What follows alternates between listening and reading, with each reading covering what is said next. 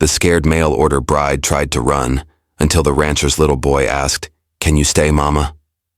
Her heart was a trembling bird trapped in winter, and she prayed for someone, anyone, to notice her before the silence swallowed her whole. Love had never touched her hands, but tonight, it would come dressed as a stranger with a child in his arms.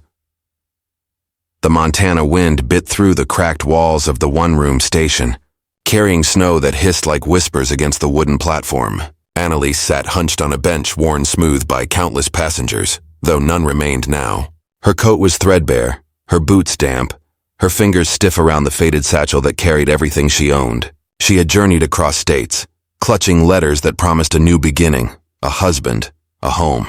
And yet when the train doors opened, the man who was supposed to claim her had looked once, curled his lip and walked away without a word. "Too young, too plain," he had muttered, loud enough for her to hear. The conductor had shrugged. The station agent had shaken his head. No refunds, no recourse. And now she was left alone on a platform where shadows stretched long and hungry. A cluster of men leaned against the opposite bench, their eyes sharp as hawks. Their laughter carried cruel and heavy, and though she pulled her coat tighter, she could feel their gaze strip away the last threads of dignity she clung to. "Looks lost," one of them muttered. "Shame. Might freeze out here. Or maybe she won't." Another chuckled low, the sound oily. Annalise lowered her head, her pulse thundering so loudly she could hardly hear the storm. Her lips moved in a silent prayer, though the words tangled with fear. She had no money to go back, nowhere to go forward. Every path seemed to lead into the dark. Bootsteps crunched against the snow. Heavy, deliberate. One of the men peeled himself from the group and swaggered toward her, breath reeking of whiskey. "You lost, little bird?" His voice was sharp, designed to slice through her silence. She clutched her satchel closer, her knuckles pale, her breath trapped inside her chest. He leaned closer, shadows bending with him. "I asked you a question. Leave her be." The words came low, calm but edged like steel. The man froze, then turned. A figure stood just behind him, broad, weathered snow clinging to his shoulders and hat. His face was half shadowed by a trimmed beard, but his eyes, steady and unyielding, cut through the dim like a lantern beam. In his arms was a child, no more than 4, bundled in a woolen coat. The boy's cheeks were flushed pink from the cold, his dark hair tousled beneath his cap. And though he looked drowsy, his gaze was curious, fixed on the trembling woman on the bench. The drunk man muttered, grumbled something about not wanting trouble, and slunk back toward his companions. Their laughter died into silence. Annalise dared a glance upward. The stranger crouched in front of her, his voice dropping to a gentleness she had not expected. "No one should be sitting out here like this," he said. His tone carried neither demand nor pity, only a steady kind of certainty, as though his words were a rope tossed to someone drowning. She opened her mouth, but no sound came. Her throat had closed tight, strangling words into silence. Instead, she looked at the child. The boy blinked at her, then without hesitation wriggled from his father's arms. He toddled forward on sturdy boots until he stood before her knees, lifting a small hand to point at her. "You don't run," he said softly, the seriousness of his voice striking against his small size. His round eyes held hers with uncanny weight. "Stay. Be Mama." The words shattered something inside her chest. Tears pricked her eyes before she could stop them, and her hands trembled so badly she nearly dropped her satchel. The boy reached forward as though to steady her, his mitten brushing her wrist. "Elias," the man murmured, stepping closer, his voice carrying both admonition and quiet surprise. But the child didn't retreat. He simply looked at her with the simple honesty only children knew. Annalise's breath stuttered. She had imagined marriage as duty, perhaps survival, never tenderness. But this boy, this little stranger, was offering her the one thing she thought she would never be asked for. The man drew off his heavy wool coat without another word and draped it across her shoulders. The weight and warmth shocked her almost as much as the kindness. Her lips parted, but still no words came. It felt foreign to be cared for without condition. "Come," the man said at last. His voice was gruff but not unkind. "You need shelter." "I have it." He lifted Elias easily into his arms again, then extended a hand to her. She stared at it, at the calloused palm scarred by work, steady in the falling snow. For a moment, fear clutched her so tightly she thought she could not move. But the boy leaned over his father's shoulder, his voice small but firm. "Stay, Mama." The words pulled her to her feet as surely as if they were hands. Her legs trembled beneath her, nearly giving way, but the man's arm was there, strong and sure, steadying her. Together they stepped down from the platform, the storm rising around them, and walked toward a waiting sleigh harnessed to 2 sturdy horses. The man lifted her gently into the seat, tucking a woolen blanket around her as though she were porcelain. She stared at him, still unable to understand why he had chosen to stop, to care. He said nothing, only gathered the reins, and soon the sleigh lurched forward, sliding across the snowbound road that wound away from town. Annalise held Elias close, the child warm against her chest, his small breath soft against her collar. For the first time in days, perhaps in years, her hands stopped shaking. The world blurred into white around them, the storm swallowing all trace of the station, of rejection, of fear. Somewhere deep inside, where no words dared reach, something flickered. Not yet hope, but the space for it. The man's name, she would later learn, was Gideon Hale, widower, rancher, a man whose silence weighed as heavy as the mountains themselves. But in that moment she only knew this: she was no longer alone. And though the night was cold and endless, she felt the warmth of a stranger's child pressed to her heart, and the faintest ember of belonging stirred in the ashes of her loneliness. The storm carried them through the night, horses pressing against the wind as if they knew the urgency of their task. Annalise sat wrapped in Gideon's coat, the blanket snug around her shoulders. Elias nestled against her chest. The sleigh jolted now and then, but she hardly noticed. Her thoughts circled the same ache. She should not be here. She was a burden, an unchosen bride abandoned before she ever had the chance to belong. And yet, when the boy whispered, "Stay, Mama," in his sleep, she clutched him closer and let the tears fall silently into his hair.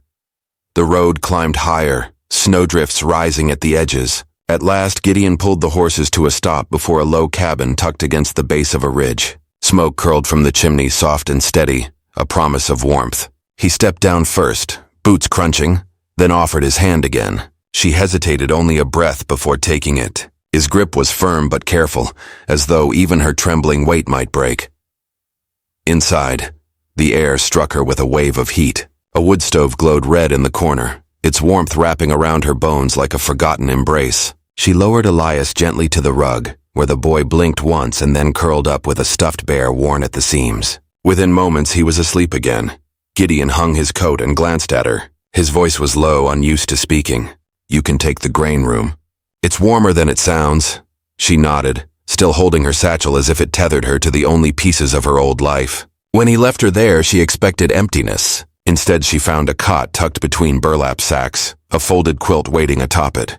It was not much, but it was more than she had known in months. She sank onto the bed, still in his coat, and for the first time since stepping off that train, her eyes closed against the storm without fear that she would wake alone. At dawn, the smell of bacon reached beneath the door. She sat up slowly, hair tangled, dress creased. The mirror in her mind reminded her of the girl she had been at the station, rejected, pitied.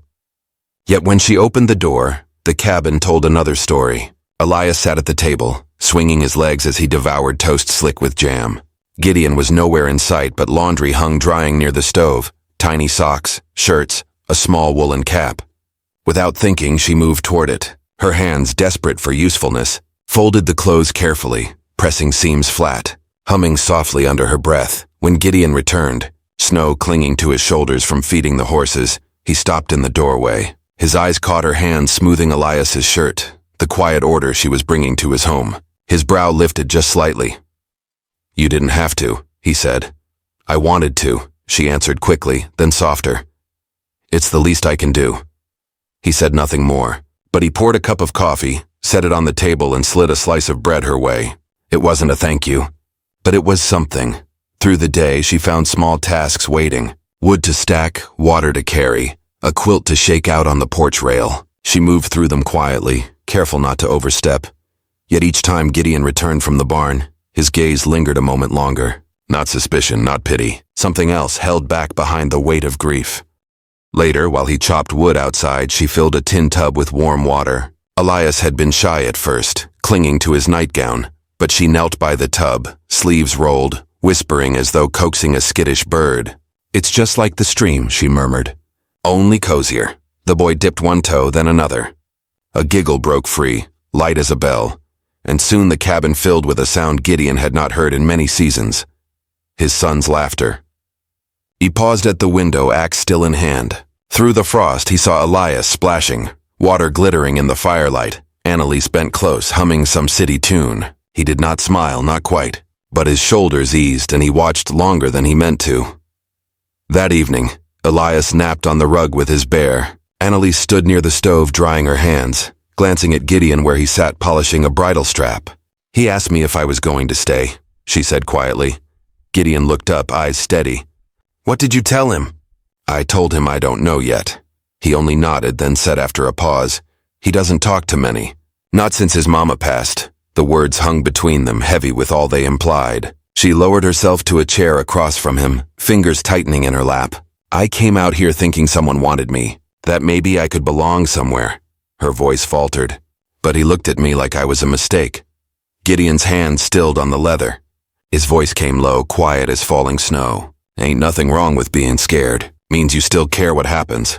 Her eyes met his then, and for the first time, she saw not just the grief that hardened his face, but the man beneath it still listening, still capable of choosing to care. The days passed in rhythm. Each morning Gideon left for the barn. Each evening he returned to find his son laughing more easily, the cabin breathing with life it had long been missing. Still, not all moments were gentle. One night she tried to make stew, recalling fragments of recipes from her childhood. The pot blackened, grease smoking into the rafters until Gideon strode in coughing. "What in God's name?" His voice cut sharp as the winter wind. "You'll burn the place down if you keep guessing." She flinched, shrinking back. I was trying." The words tangled, breaking. She fled before he could see the tears rushing into the barn, her shoes slipping on snow. There she collapsed against a haystack, sobbing into her hands. She had only wanted to help, to prove she wasn't just another mouth to feed. Instead, she had been scolded like a child. Snow tapped gently on the roof. Horses shifted in their stalls. Somewhere an owl called into the dusk. She sat curled, trembling, until a small sound tugged her back. A knock, not at the barn door, but faint against the wall. When she returned to her small room, she found Elias standing barefoot in his nightgown, curls tangled around his face. In his hand, a shortbread cookie. "I saved one," he said, holding it out. Her throat closed tight. She knelt, blinking back tears. "You didn't have to." "Papa yells a lot," the boy said matter-of-factly. "But he likes when someone stays." Then, without another word, he wrapped his arms around her neck. Just once tight enough. She clutched him fiercely, the cookie crushed between them. That night she slept deeply, the kind of sleep that only comes after tears and kindness both. In the morning, she found her torn dress mended neatly at the seam. The stitches were uneven, clumsy perhaps, but strong. Gideon had noticed, and though he said nothing, the gesture spoke louder than any apology. Annalise stood at the door, fabric pressed to her chest, watching him outside as the morning sun caught his shoulders. The rhythm of his axe against wood was steady, intentional. For the first time since stepping off the train, she felt not just sheltered, but seen. Word travels quickly in a town where little else changes. By the second week, whispers had curled their way through Saddle Creek like smoke through rafters. Everyone knew about the girl abandoned at the station who had ended up in Gideon Hale's cabin. Some voices carried pity, others suspicion, most a sharp edge of ridicule. A runaway bride, a widower with a child. A cabin too far from town. The story seemed to write itself, and none of it favored Annalise. When she walked through the mercantile beside Gideon, eyes followed her like knives. A woman tugged her child closer when Annalise reached for a jar of preserves. At church, conversations quieted when she passed, and though Gideon's broad shoulders shielded her from many looks, she could feel the weight of them pressing down. She stopped attending altogether, unwilling to be the object of every turned head. The final blow came one bitter afternoon when Gideon carried Elias on his hip while fetching feed. Annalise waited by the sleigh, her scarf pulled tight against the wind. A man with red cheeks and the smell of whiskey on his breath clapped Gideon's shoulder. Too loud, too familiar. "So," he drawled, glancing toward her with a smirk. "What's next? Marrying her and opening a daycare?" Gideon's jaw tightened, but he said nothing. He simply turned away and continued about his business. Yet the words had already landed, sharp and cruel. Annalise felt them burn beneath her skin long after they returned home. That night, when Gideon stacked wood outside, she packed her satchel quietly. A worn dress, a folded apron, a handkerchief from her childhood, meager belongings tied together with trembling hands. She did not cry, not this time. Shame had burned the tears out of her. She slipped into the night, boots crunching against snow, the cold biting but not enough to numb the ache inside. She did not know where she would go, perhaps back east if a train would take her, perhaps anywhere the stares of strangers could not follow. The wind howled down from the ridge, carrying flecks of ice against her face. She gripped the strap of her satchel tighter, her steps quickening. Each crunch of snow beneath her feet sounded like finality. "Where are you going?" The voice chased her through the dark, low and urgent. She spun, startled, and there he was, Gideon striding toward her, his coat flaring behind him, breath visible in the frozen air. His eyes burned not with anger, but something deeper, something she could not name. "Maybe I go east," she stammered, her breath ragged. "Maybe south. Maybe there's still a train." "You're not just some mouth to feed," he cut in, voice rough. Her laugh broke sharp, bitter. "Then what am I, Gideon? Because all I hear in town is laughter, whispers about a girl desperate enough to cling to whatever scraps she's offered. They think I'm nothing," her voice cracked. "And maybe they're right." He closed the space between them, snow crunching beneath heavy boots. "You're someone this place didn't know it needed," he said, his voice low but fierce. "I've run this land alone for years, thought I had it figured out. But since you walked through that door, there's been warmth, laughter. My boy." His voice faltered, thickening. "My boy laughs again." Her throat tightened. She wanted to believe him, wanted to let those words sink into the hollow places inside her, but fear still clung sharp. "You don't need me for cooking or folding laundry," she whispered. "No," he said firmly. "I need someone who gives a damn, and you do, even when it's hard, especially when it's hard." Her lips parted but no words came. Snowflakes drifted between them, fragile in the dim light, melting before they could touch. "You don't belong to them," Gideon continued, his gaze unwavering. "Not the folks in town, not the man who left you at that station. You belong wherever you decide you do." Her breath shuddered out of her. She clutched the satchel tighter, torn between the weight of rejection and the fragile spark of hope. Then a small voice pierced the night. "Mama?" They both turned. Elias stood in the doorway of the cabin, his curls wild from sleep, his stuffed bear clutched in one hand. His eyes, wide and certain, looked straight at her. "Mama, don't go!" The satchel slipped from her hands into the snow. Her knees nearly buckled. She stared at the boy, at the trust shining in his face. Trust given so freely she thought her heart might break beneath the gift of it. Gideon's voice was rough when he spoke again. Softer now. "He doesn't call anyone that." Annalise pressed a trembling hand to her mouth, tears hot against the cold on her cheeks. She could not speak, could not move. Elias stepped forward, small boots crunching, and held his bear out toward her. "Stay," he whispered. She dropped to her knees in the snow, gathering him into her arms, crushing the bear between them. Her tears fell into his hair, and he clung as though he had always known she was meant to be his.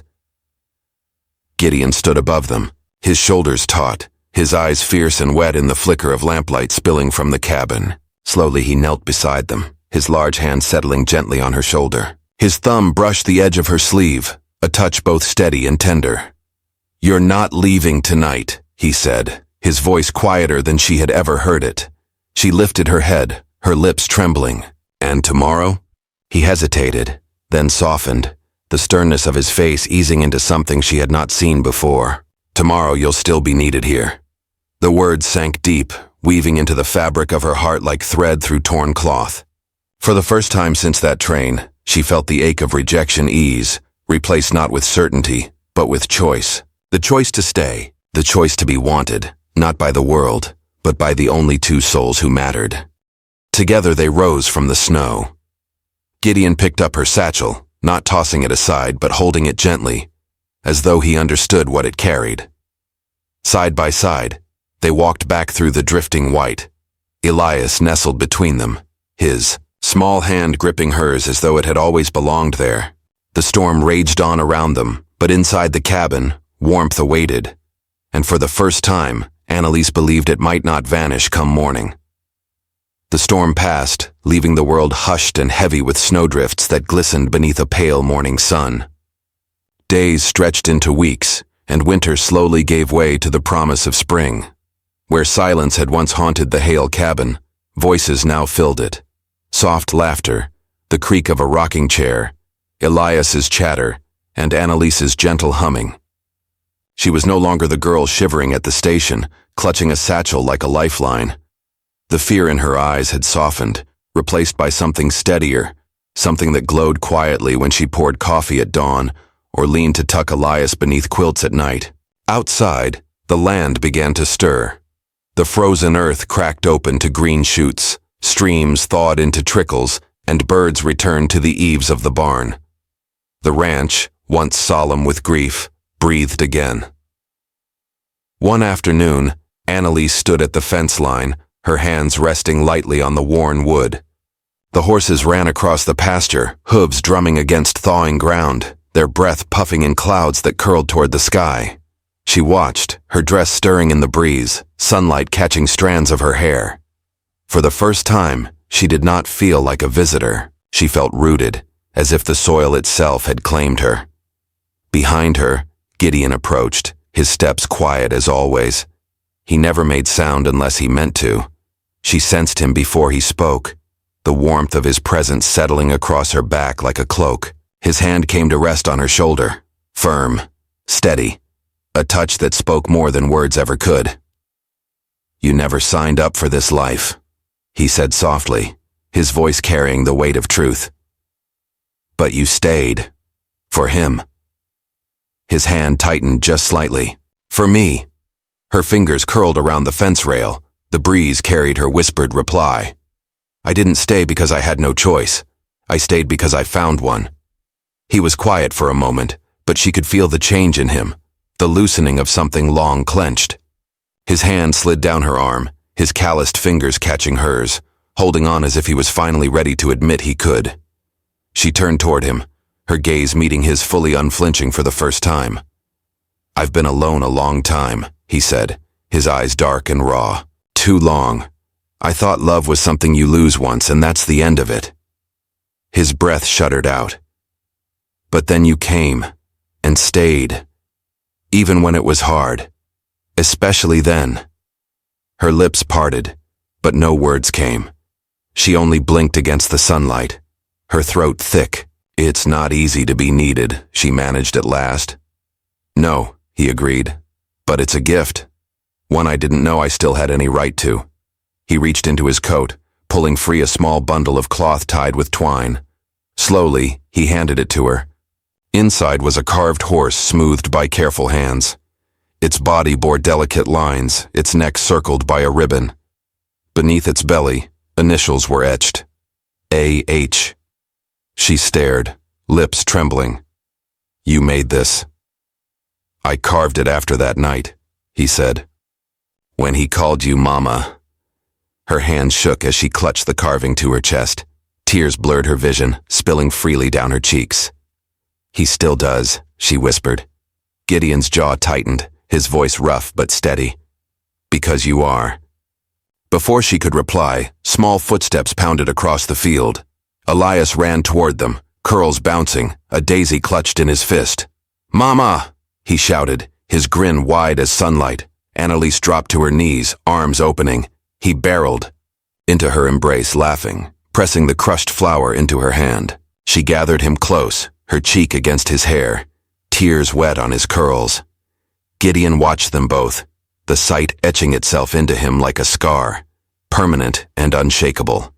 He stepped forward then, placing a hand on the back of her head, lowering his forehead against hers. His other arm wrapped around Elias too, folding them all together in one embrace that was not a thank you, not a refuge, but a beginning. That evening, the cabin glowed with lamplight. The rooms that had once echoed with silence now pulsed with life. Annalise moved through it as though she had always belonged, her humming soft, her touch lighting every corner. Elias shadowed her steps, copying the way she swept, the way she braided her hair, the way she sang to the horses. Each morning, Gideon saddled his horse before the sun rose, and before he left he always passed through the kitchen. She stood barefoot, pouring coffee, and he placed a hand on her back, leaning close. "I'll be back before supper, darling," he murmured. "And always, always," he returned. The town, once sharp with whispers, softened with time. Where there had been suspicion, there came quiet nods. Folks began to notice the changes. Elias laughing in church again, Gideon's jaw less tight, Annalise steady and gentle, a presence that turned the cabin into a home. They came to buy seed, to trade, even to ask Annalise's advice on coughs or letters. She never sought their respect. She earned it. One evening after supper, Elias brought a picture to the table. Crayons scrawled across the paper, 3 stick figures, a cabin, and a heart bright red at the center. He pointed proudly. "This is Papa. This is Mama. And this is me." Gideon froze mid-bite. Annalise's hand found Elias's instinctively, her throat tight with tears. No words were needed. The stillness in that moment was its own vow. As spring stretched wide across the valley, wildflowers bloomed in thick clusters along the porch. She had planted them uncertainly the year before, unsure if they would take root. Now they swayed in the breeze like a promise kept. That night, when the dishes were done and the lanterns trimmed, Gideon stepped onto the porch with her. The sky blazed orange, fading to violet at the horizon. Beneath the trellis twined with fresh blooms, he turned to her. "I thought I buried my heart the day I buried her," he said quietly. His hand brushed her cheek, rough against soft. "But you made it beat again." Her breath caught, her chest aching with the weight of it. "I didn't come here looking for love," she whispered. "I didn't even know what it felt like." His mouth curved into a crooked smile. "No one ever taught me how to start again. But you made it seem simple. There was no ring, no preacher, no ceremony." He dropped to one knee on the worn porch boards, his eyes steady on hers. "I don't need paper or promise," he said. "Just your word. Let me show you. Every day, for the rest of our lives." Her hand covered her mouth, laughter breaking with tears. She reached down, pulling him to his feet, and wrapped her arms around his chest. "You already have," she whispered. Later, when the stars scattered across the Montana sky, they sat together on the porch swing. Elias slept in Annalise's lap, his small hand tangled in her shawl. Gideon's arm wrapped around them both, pulling them close. Inside, the fire glowed through the window, soft and warm against the log walls that no longer echoed with silence but with love. "This isn't just a cabin anymore," Gideon murmured. "It's a home. Because of you." Annalise leaned her head against his shoulder, her lips curving into a smile. Love didn't need vows or rings. It lived in the choice they made every morning, every night. A choice to stay, to belong, to burn brighter than winter's silence. And beneath the wide frontier sky, with snow behind them and soil soft beneath their boots, the Hale family became whole.